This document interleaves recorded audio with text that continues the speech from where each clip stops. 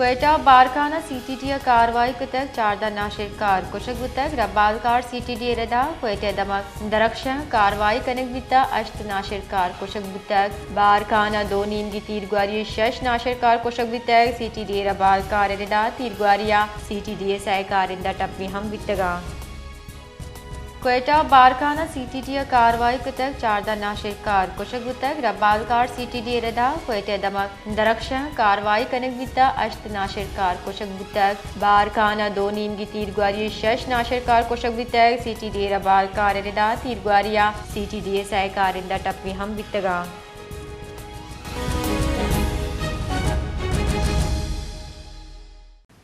जी बिलाल तफसीलात से आगाह कीजिए।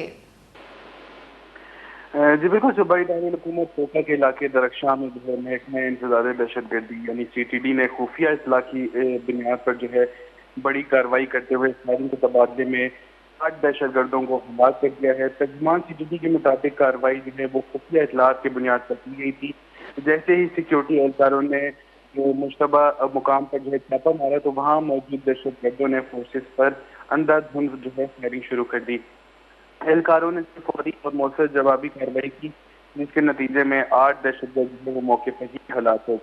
कार्रवाई के दौरान जो है 3 सिक्योरिटी एहलकार के जख्मी होने की भी इतलात हैं, जिन्हें तौर पर करीबी अस्पताल में मुंतकिल कर दिया गया है, जहाँ उन्हें तिब्बी इमदाद फराहम की जा रही है। हुकाम के मुताबिक जख्मी एहलकारों की हालत खतरे से बाहर है।